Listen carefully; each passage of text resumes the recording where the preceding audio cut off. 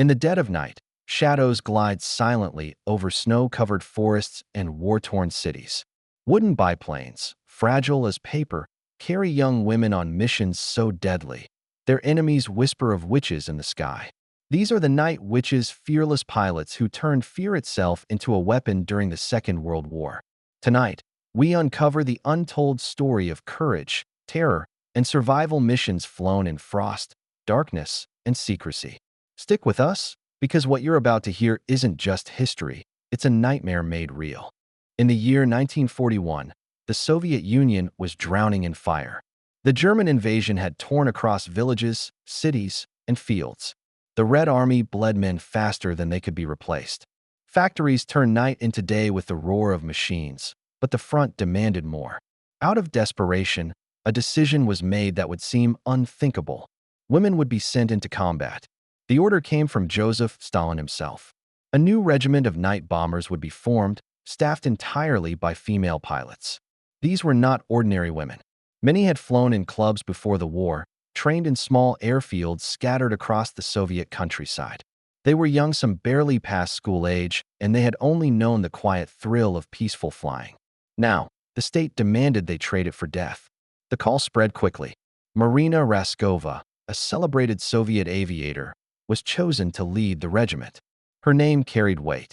She had broken flight records, crossed frozen lands, and stood as proof that women could master the air.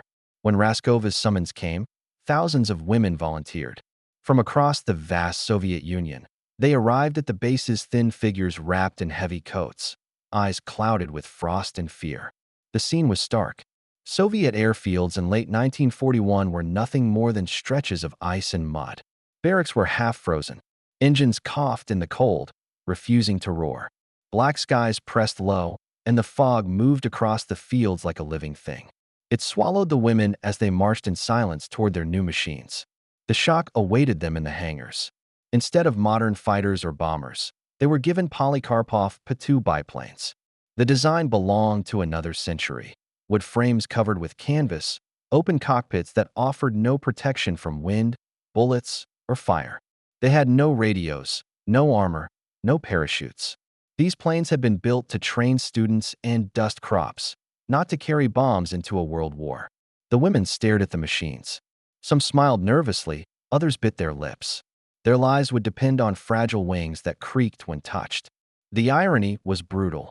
Men at the front flew steel monsters, while they were asked to ride coffins with propellers. Yet there was no choice. The enemy was advancing.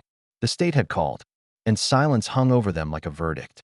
Raskova walked among them, her voice sharp against the frost. She told them what was required.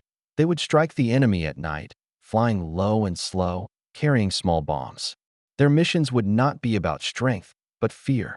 To succeed, they would have to become shadows.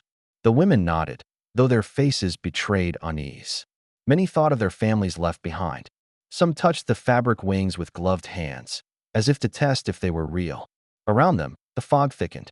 The searchlights at the edge of the field cut weak beams into the sky, barely piercing the dark. The first night came quickly. Engines sputtered, wings groaned, and frost bit at their faces. When the order arrived, the women climbed into their biplanes. The silence of the airfield was broken by the roar of wood and canvas forcing itself against the sky. Blackness swallowed them whole. And as the fog closed behind, no one on the ground could say if those fragile shadows would return. The first night they rose into the fog, no one knew if they would return. The hangars smelled of oil and damp wood. Frost clung to the beams above, dripping slowly onto the ground. In the dim light, the planes stood waiting, their frames pale and fragile against the darkness. They did not look like weapons of war. They looked like relics, pulled from another century and placed here by mistake. These were the Polikarpov Po-2s. Small, slow, built of wood and canvas stretched thin over fragile ribs. They had been designed as training aircraft, toys for flight schools, and crop-dusting machines for farmers. Now, in the middle of a world war, they were being turned into bombers. The women gathered around them, their breath rising in white clouds. They touched the fabric wings with their gloves. The material sagged slightly under pressure, soft as skin. The cockpits were open, offering no shield from wind or bullets. No radios to call for help. No armor to deflect fire. No parachutes to escape disaster. Each plane could carry only 2 small bombs, strapped beneath the wings with crude brackets. The pilots stared in silence. Some frowned, others whispered. A few laughed without humor, shaking their heads at the absurdity. They had come expecting machines of iron and steel. Instead, they found coffins with propellers. Marina Raskova's voice cut through the silence. She told them these were their weapons. They were slow, yes. They were fragile, yes. But they could fly low, almost brushing the ground. They could slip beneath radar and sneak past the enemy in the night. If used with skill, they could be ghosts. The words offered little comfort. The women knew the truth. The engines coughed even before they lifted off. The wings creaked like bones under strain, and one strike of machine gun fire would reduce them to burning cloth. They would enter the night with no defense, only the thin hope that darkness itself would protect them. Still, they prepared. Mechanics worked in silence, tightening ropes and bolts, their faces grim. The women climbed into their cockpits, their bodies swallowed by heavy coats, scarves wrapped tight against the cold. The wood beneath them felt unsteady, like sitting on hollow bones. Every sound, every crack, every groan of the frame reminded them that death was stitched into the canvas around them. Night fell. The moon was pale and thin, its light sliding across the wings, turning them into sheets of silver. The air was heavy, the silence absolute. Somewhere beyond the darkness, the German lines waited with guns, searchlights, and flak. Here, on the frozen field, the women waited with machines that seemed ready to collapse before even leaving the ground. Then the order came. Engines sputtered to life, coughing and spitting as if reluctant to move. Propellers clawed at the air, throwing frost into the night. The wings trembled. The sound was weak compared to the thunder of real bombers, more like a dying breath than the roar of war. One by one, the biplanes rolled forward. Wheels bumped over ice and mud. The canvas shook, the frames rattled. Then, against all reason, the machines lifted. Wooden wings creaked as they clawed into the sky. The ground fell away, and the darkness closed around them. The planes were swallowed whole, leaving only the echo of their engines behind. The air groaned, and the sky itself seemed ready to swallow them. The night was heavy with fog. A pale moon struggled to pierce the clouds, casting only broken fragments of light across the forest below. Somewhere in the valley, German soldiers slept in their camps, engines cooled, rifles stacked in neat rows. Fires smoldered low, their embers glowing faintly through the mist. Above them, the air whispered. The first mission had begun. The wooden biplanes climbed slowly, their fragile wings trembling with every gust. 2 women sat in each cockpit, faces half hidden behind scarves and goggles. The cold bit into their skin. The engines rattled, coughing against the pull of gravity. Then, with a signal, the pilots cut the power. The sound died instantly. The machines did not roar like bombers. They did not thunder across the sky. They glided, silent, weightless, drifting on thin air. The canvas wings stretched tight, the wooden frames groaning softly as they sliced through the mist. The only sound was the hiss of wind, low and steady, like the breath of something unseen. Below, German sentries looked up. They saw nothing. The fog concealed everything but the outline of their own camp. The hiss grew louder, but no engines followed. No lights, no shadows, no trace of machines. Then the silence broke. A hollow thud, then another. Small bombs, no larger than crates, fell from the underbellies of the fragile planes. They tumbled down through the fog, landing among trucks and tents. The explosions tore open the night. Flames erupted, clawing at the air, ripping the silence apart. German soldiers stumbled from their bunks, shouting in confusion. Some fired rifles blindly into the fog. Others froze, staring upward, trying to find the source. But there was nothing. No roar of engines, no looming shape in the sky. Only the fire on the ground and the lingering hiss of air above them. The women circled back. They cut their engines again, letting the planes drift into silence.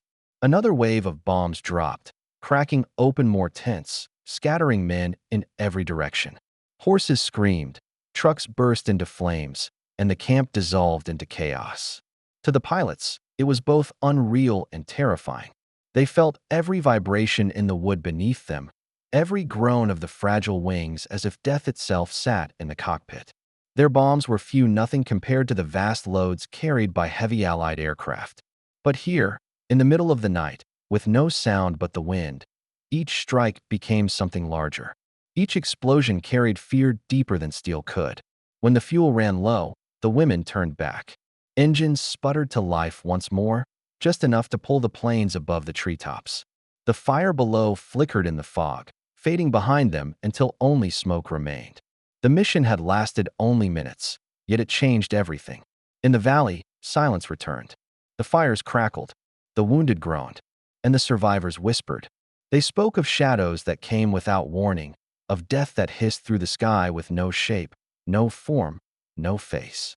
They called them witches. When the fires died, the soldiers whispered of witches in the sky.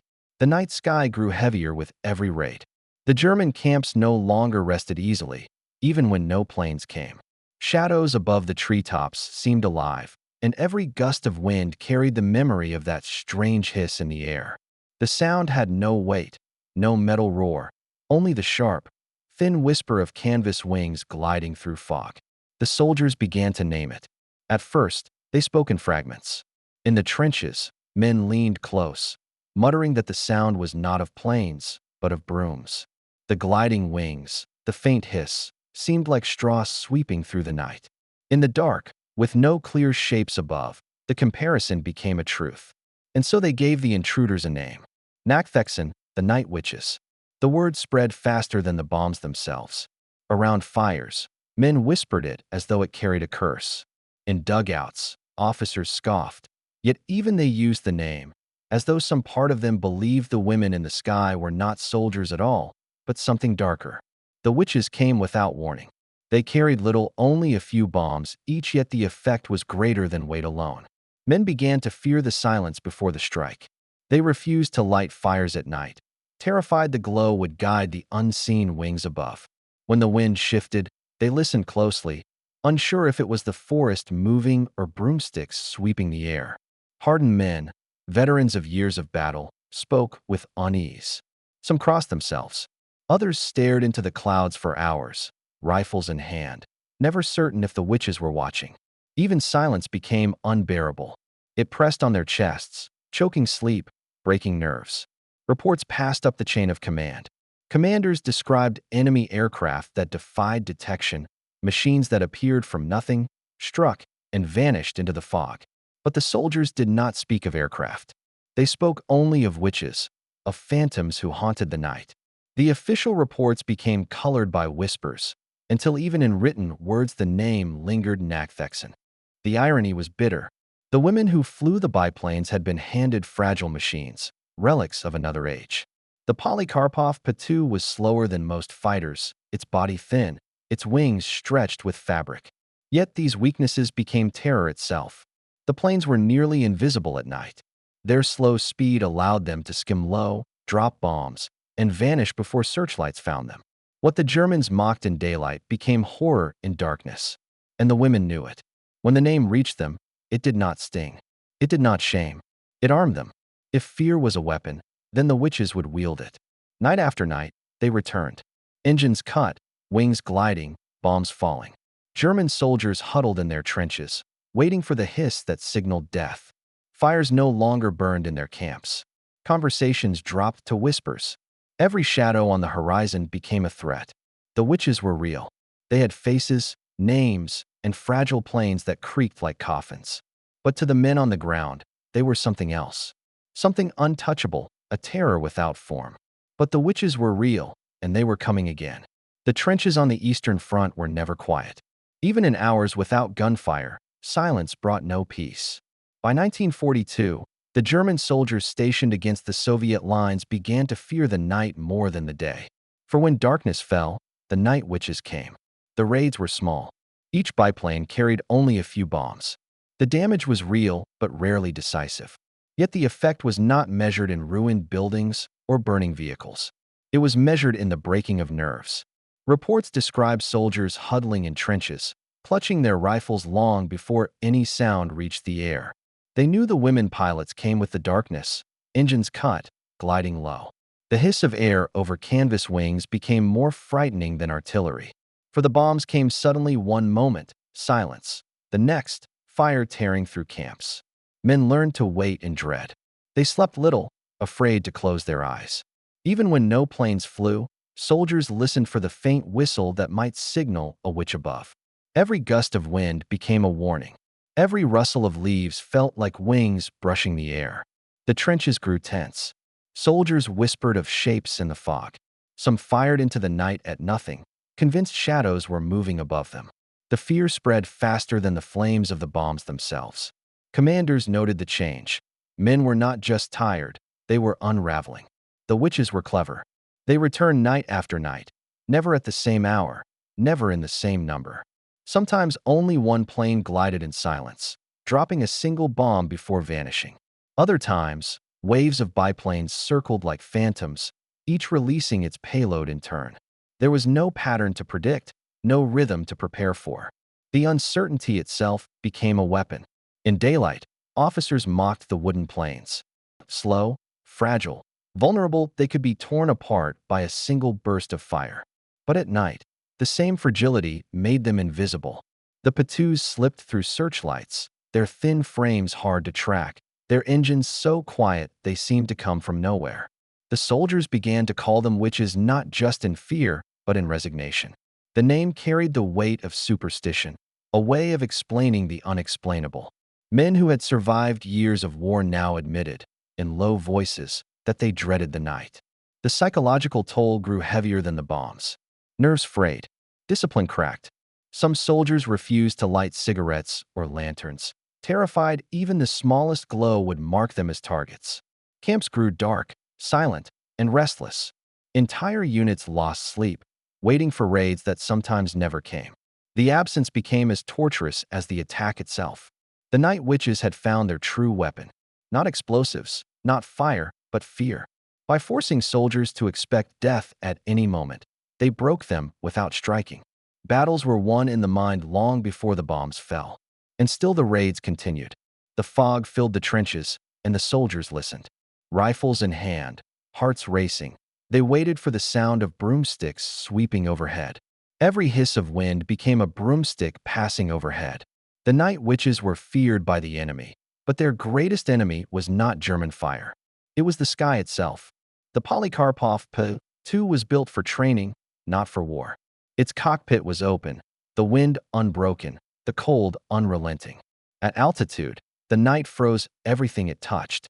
Pilots sat in silence, their hands stiff on the controls, frost forming on their eyelashes. Breath turned to ice before leaving their lips. They wore layers of wool and leather, but it was never enough. The cold crept through boots, knotted fingers, and carved pain into every exposed surface. In these thin wooden planes, there was no heat. The pilots endured hours of numb silence, their bodies shaking as if the frost itself wanted to drag them from the sky. There were no parachutes. The aircraft could not carry the extra weight. If struck, there was no escape. A single burst of machine gun fire could set the fragile frame ablaze. Then the choice was simple: burn in the air or crash into the earth. Each mission was a gamble not against the enemy, but against the thin line between survival and obliteration. Exhaustion carved deep into the regiment. Pilots flew not once or twice, but 8 to 12 times each night. They returned from one mission, refueled, and rose again into the frozen air. Eyes blurred with fatigue, hands trembled from overuse. Yet there was no pause, no rest. Orders pressed them forward, and so they obeyed. The horror lay not in battle, but in repetition. Each takeoff carried the same fear: this flight might be the last. The women carried bombs strapped under fragile wings, their weight dragging the planes lower, slower, more vulnerable. The wooden struts creaked under strain. The engine coughed, stuttered, then pushed forward, always threatening to fail. Pilots learned to live with silence. They cut their engines to glide unseen, and in that glide, they felt both invisible and condemned. The hiss of wind through canvas was the sound of fate. If they misjudged distance, they would never rise again. The Germans feared the witches in the night. The witches feared the night itself. It offered no mercy, only frost and emptiness. Some pilots began to whisper of the sky as a living thing, cruel, hungry, always waiting for mistakes. One wrong turn in darkness, one lapse of attention, and the sky would claim them. There was no burial, no marker. Only wreckage scattered in fields, burned fragments of wings, and silence. And still, they flew. The missions had to be completed. Bombs had to be delivered. Lives depended on illusions carried through the freezing dark. But not all returned. On one mission, a plane faltered. Its engine sputtered, then failed. The wooden wings tilted into a dive. For a brief moment, the other pilots saw it a streak of fire against the night, the canvas catching flame as the plane fell silently toward the earth. No parachute opened. No figure escaped. The night swallowed everything. Every mission began as flight and might end as a grave. By 1942, the Night Witches had become more than a rumor. Their nightly raids were no longer a simple nuisance, they were a psychological weapon. The Germans understood this. Supplies burned, morale collapsed, and soldiers could not sleep. Something had to be done. The Luftwaffe responded. Bounties were placed on the women pilots' heads. Posters and orders demanded their capture or death. German aces were tasked with intercepting them. Pilots trained to hunt machines of steel and speed now faced planes made of wood and canvas. The first hunts were terrifying. Black skies stretched over the Eastern Front. Searchlights stabbed through the fog, trying to catch a glimpse of the fragile biplanes. Engines roared, guns fired, tracers lit up the night. Yet the Night Witches continued their silent glide. They cut engines, dropped bombs, and vanished like shadows before any interception could succeed. The Po-2's slow speed, once a weakness, became an advantage. Fast fighters overshot them, struggling to adjust to their low altitude, twisting flight. Bullets passed harmlessly, striking only the trees or the ground. The wooden frames shook, but the women remained untouchable. Psychological horror gripped both sides. For the Night Witches, every engine flare and tracer round reminded them of their mortality. One hit could end everything. For the Luftwaffe, each failed interception was humiliating. Highly trained pilots chased what seemed to vanish into thin air, hearing only the whisper of wind over canvas wings before a bomb tore through the enemy camp below. Reports circulated among German units. Officers swore the planes moved like living shadows, disappearing as if the night itself was carrying them away. Soldiers called the phenomenon supernatural. Experienced aces admitted to losing hours searching for these witches in the fog. The humiliation of failure mingled with fear. The Night Witches themselves learned to exploit this. Gliding low over treetops, they disappeared beneath searchlights, appearing to vanish midair. Smoke from burning targets mixed with fog, obscuring the horizon. The women became the hunters in spirit. Every raid a lesson in exploiting terror, every mission a psychological trap for the enemy. Yet the threat was real. For every miracle escape, there was the reminder of what could go wrong. One miscalculation in altitude, a single gust of wind, a momentary hesitation, and their fragile wooden planes would turn into flaming tombs. The stakes were unrelenting. Still, the Night Witches persisted. Night after night, they struck with precision. The German bounties did nothing but sharpen the legend, emboldening the pilots who embraced the fear surrounding them. Each mission further cemented their reputation, not just as aviators, but as phantoms of terror. But not all Germans had been humbled. One ace, a young, vengeful pilot, vowed he would end the raids. He studied the patterns, waited for the fog to lift, and prepared to hunt the witches personally. The hunters became the hunted, chasing shadows in the night. Not every night ended with the witches' laughter echoing through the fog. Some nights brought only fire and silence. The wooden biplanes, fragile as they were, could not withstand every attack. Bullets ripped through canvas wings. Engines faltered in freezing air. Trees and rivers claimed those who misjudged altitude or drifted too low. By dawn, the forest and rivers held the remnants of burned planes, wings charred black, frames twisted and broken. Inside the regiment's barracks, the absence was immediate and haunting. Bunks that once held bodies now sat empty. The cold morning light fell on folded coats and scarves, as if waiting for the pilots who would never return. Silence pressed on the surviving women, heavier than any winter frost. The losses were counted quickly, clinically. Names crossed off lists, ranks noted, and replacements assigned. Yet no official record could measure the grief in the air. Those who returned from missions carried the weight of comrades vanished in fire or frozen in night skies. Their eyes reflected exhaustion, guilt, and fear not just of the enemy, but of continuing the mission. The regiment's leaders reminded the pilots of duty. There was no choice. Orders remained. The skies called again, and every surviving which would rise once more. The same planes, the same fragile wings, would carry them into another night, while memory and loss pressed at their hearts. Survivors moved in muted rhythm. Engines started with hands trembling from frost and fear. Wings that had burned before now held new weight. Fuel and bombs loaded. Flight checks completed in silence.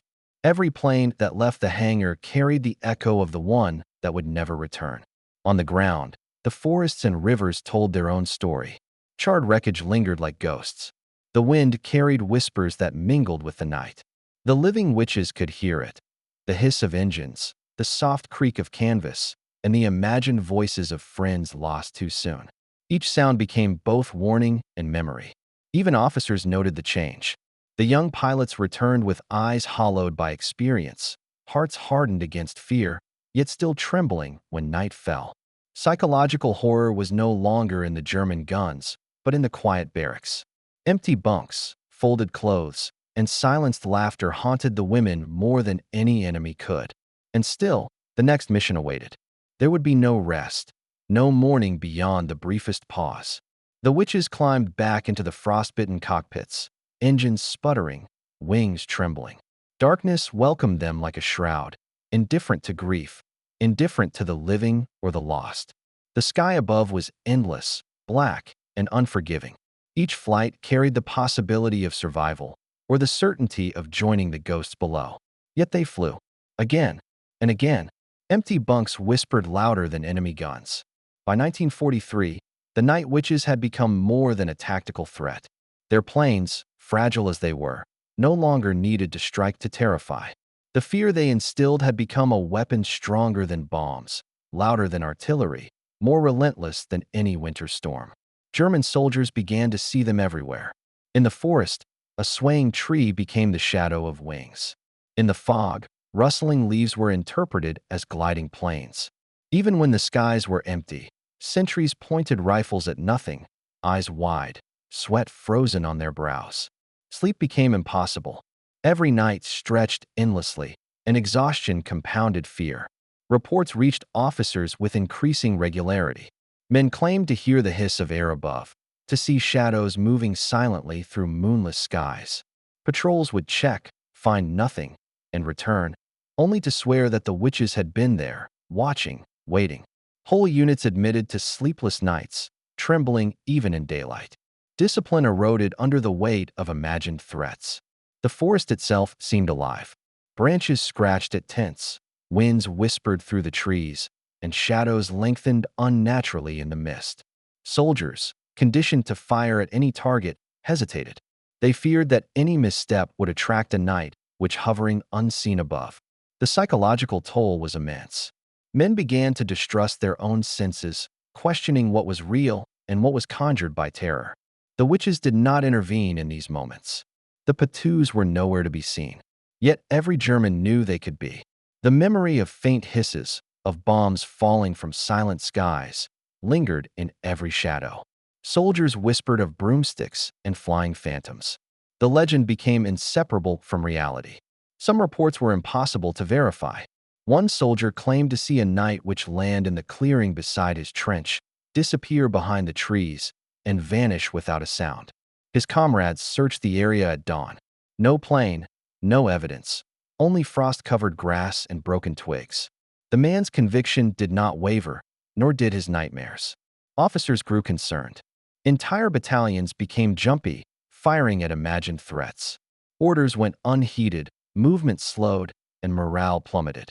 The enemy had learned to fear even the absence of the night witches, and this fear cost them time, focus, and lives. Meanwhile, the surviving pilots of the 588th Night Bomber Regiment took note.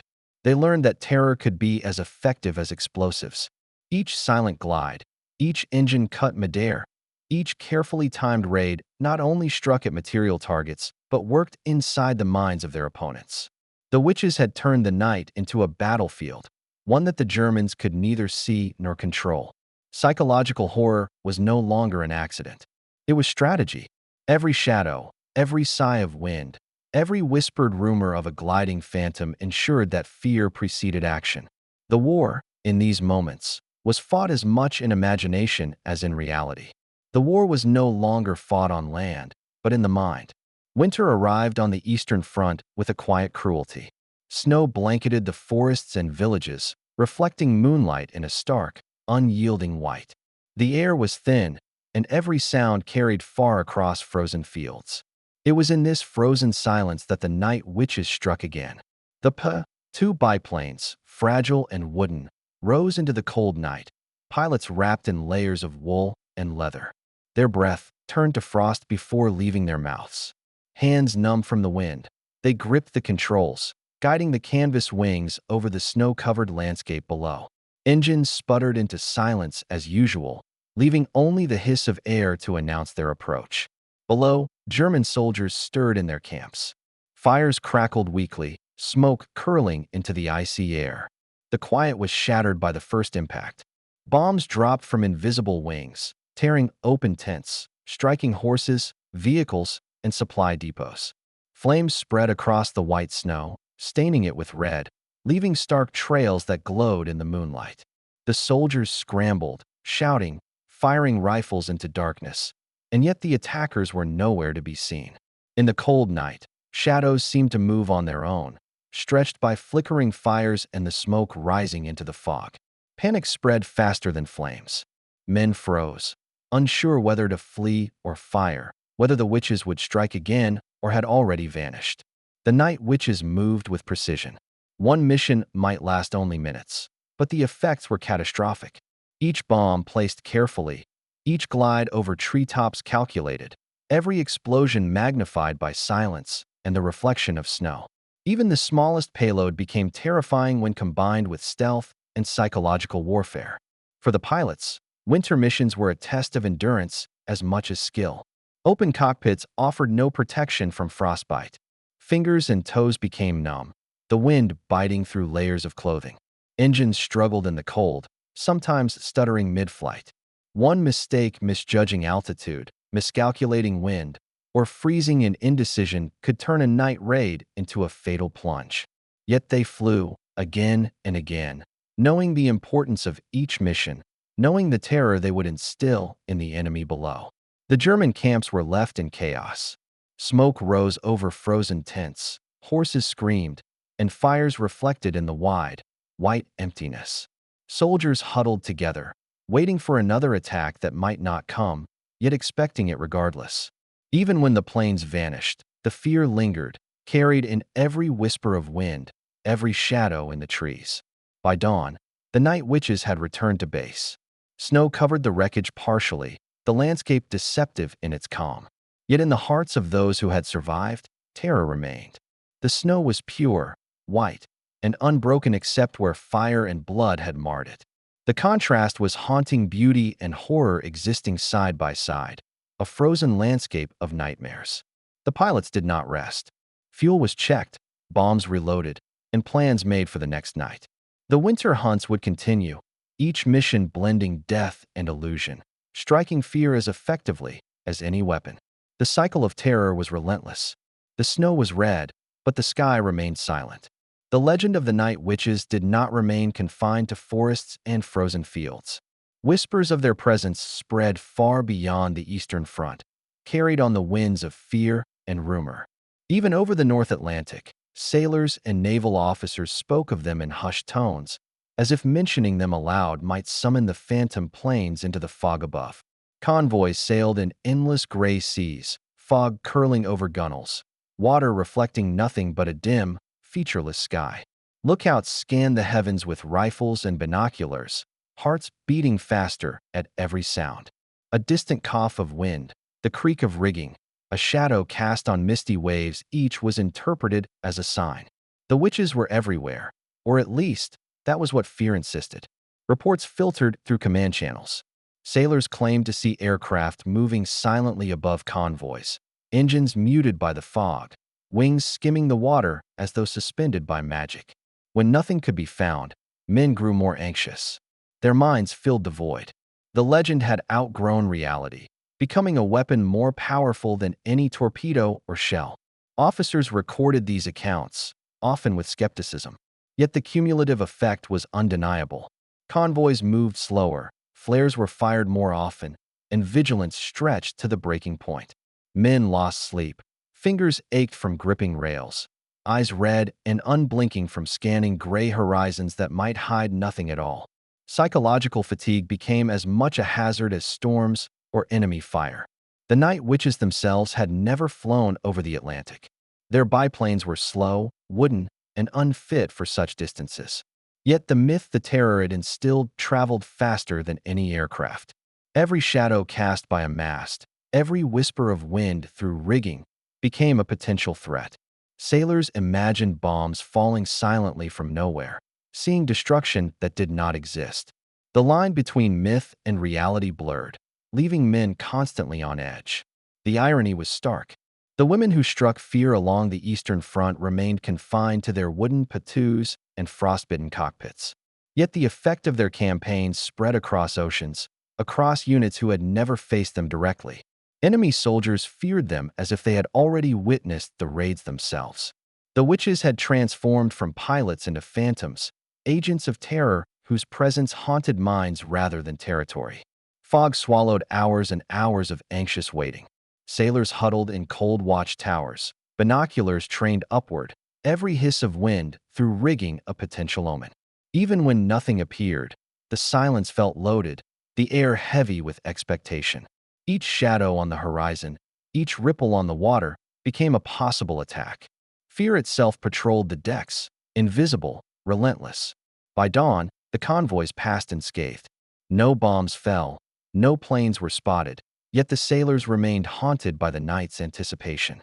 Sleep came fitfully, filled with imagined engines, phantom glides, and whispers of canvas wings. The psychological horror had achieved its goal: terror without battle, exhaustion without confrontation. The ocean groaned as if waiting for wings. Winter deepened as the war dragged toward its end. Snowstorms raged across forests, fields, and frozen rivers. The wind cut through layers of wool and leather, freezing hands and cheeks, icing instruments, and numbing every exposed surface. For the women of the 588th Night Bomber Regiment, the season brought more than frost. It brought an unending cycle of missions, each as dangerous and exhausting as the last. By late 1944, the pilots flew 8 to 12 sorties every night. Each mission demanded the same precision, the same courage, the same willingness to risk their fragile wooden planes against unseen dangers.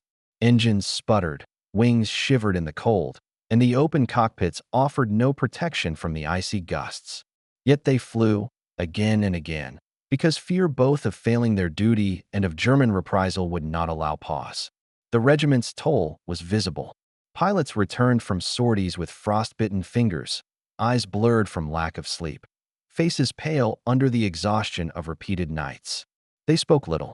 Laughter had vanished. Even conversation became a formality, a way to preserve some fragment of humanity.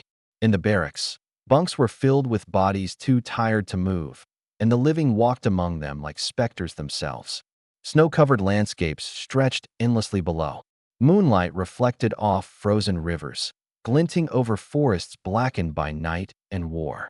Every glide over treetops or open fields carried the risk of anti-aircraft fire, machine guns, or sudden engine failure. One miscalculation, one slip of frostbitten hands, could turn flight into death. Yet the women climbed into their cockpits, guiding their planes through the darkness, their shadows blending into the night.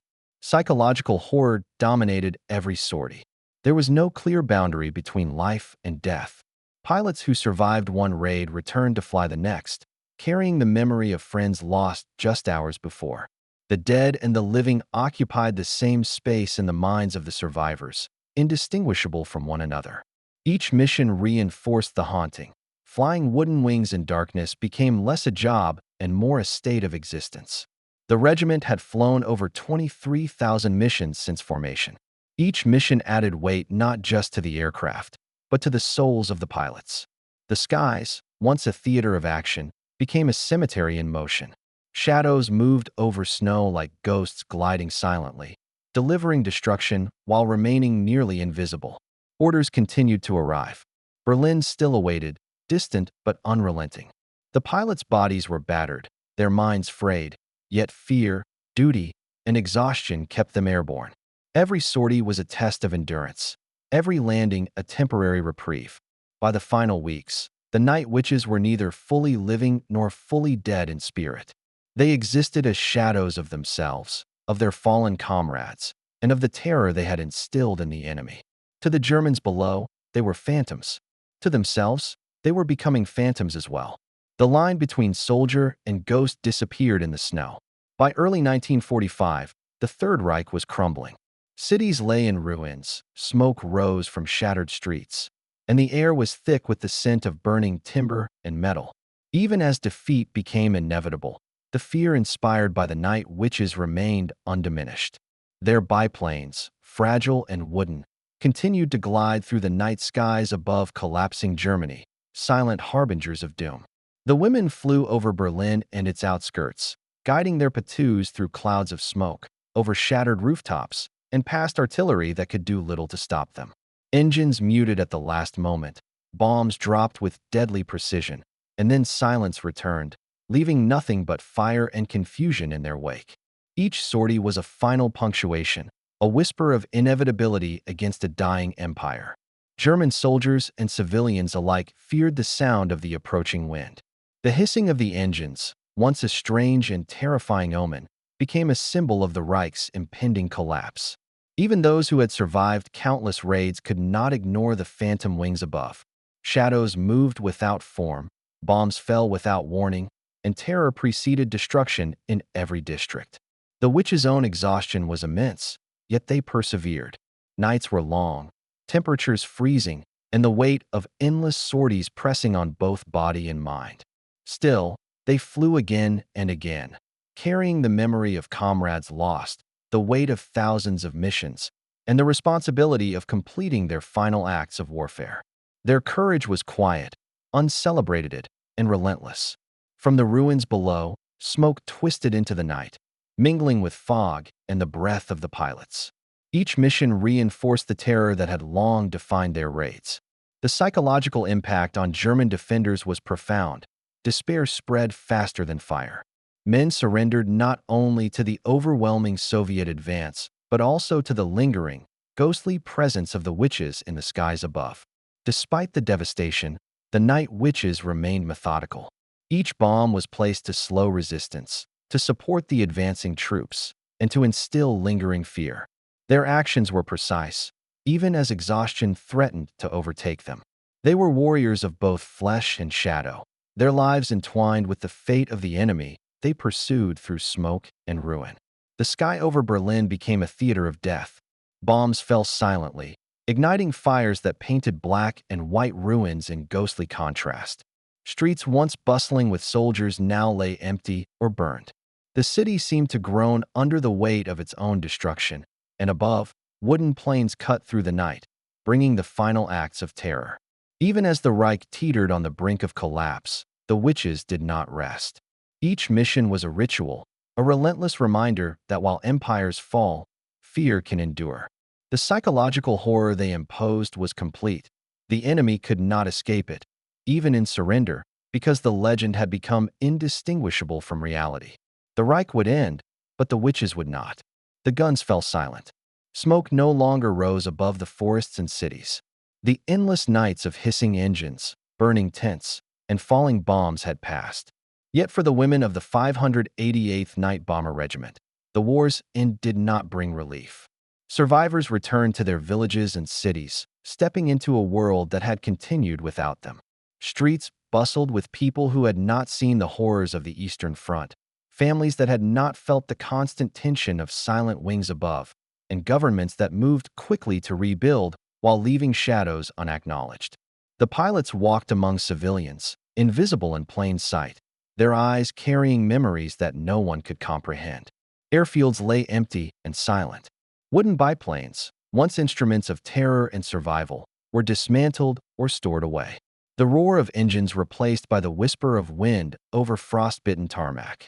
The women who had flown night after night, carrying death and fear across enemy lines, now carried silence instead. Each step back into ordinary life was a descent into a strange limbo, alive, yet haunted. Few were decorated. Some received small medals, largely symbolic, while the majority were never recognized. Reports filed by commanding officers documented their bravery, but bureaucracies and politics buried these accounts. For many, their contributions were erased from official memory. The psychological toll persisted. They had saved thousands of lives, yet the world would not acknowledge it. Their ghosts, however, remembered. Families noticed changes. The laughter of youth had been replaced by quiet eyes, moments of hesitation, hands that trembled when recalling things unspeakable. Questions about the war were met with silence or vague answers. Children and spouses remained unaware of the nights their mothers, daughters, or sisters had spent gliding through darkness, dropping bombs, and living on the edge of death. The women could not tell. The truth was too heavy, too secret. Psychological horror remained a constant companion. Memory acted as both witness and jailer. The women lived double lives, one among the living, blending into the fabric of ordinary society, and one in the shadows of war, where every hiss of wind and every shadow recalled past missions. Sleep was haunted by silent engines and falling bombs, eyes flicking to the skies for threats long gone. The regiment, once a force that terrorized the enemy, became whispers in history. Stories passed between comrades, shared only in private, and slowly faded as time claimed memories. Photographs, letters, and official documents captured fragments, but they could not convey the terror, courage, or loss endured. The Night Witch's legend survived in fragments, hidden behind everyday routines and unsung heroism. The survivors had lived through the war and survived its darkness. Yet the ghosts of their deeds followed them home. Their courage remained invisible, their impact unrecognized, their shadows undiminished. Every step they took in peacetime carried the weight of what they had done and what the world would never know. The war was over, but the ghosts followed them home. Decades passed. The war receded into history. Buildings were rebuilt. Forests grew over battlefields, and the roar of engines in the night became a memory few remembered. Yet the story of the Night Witches, who had glided silently over the Eastern Front, continued to linger not in textbooks or medals, but in fragments, photographs, letters, and the fading memories of those who had flown. The women of the 588th Night Bomber Regiment grew old quietly. Many passed away without recognition, their courage unacknowledged, their sacrifices hidden behind bureaucracy and secrecy.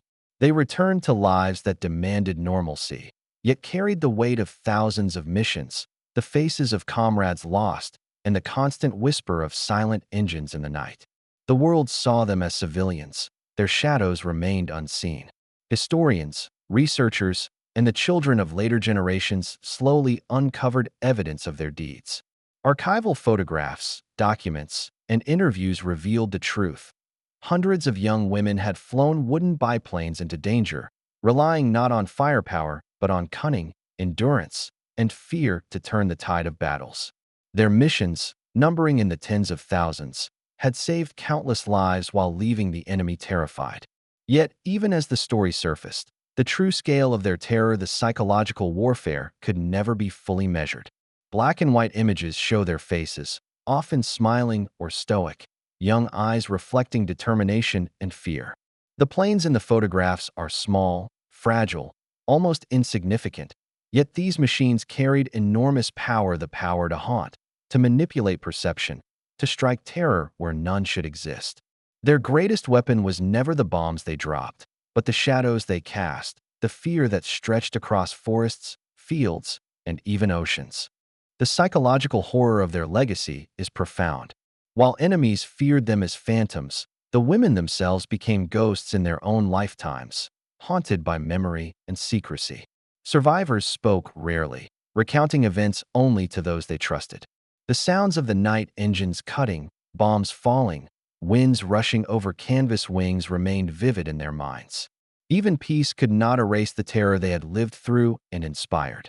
Museums display artifacts, helmets, flight jackets, and models of Po-2 biplanes. Archives hold logs and flight records. Yet none can fully capture the weight of flying into darkness, unprotected, over frozen forests and smoke-filled valleys, knowing death could strike with any miscalculation.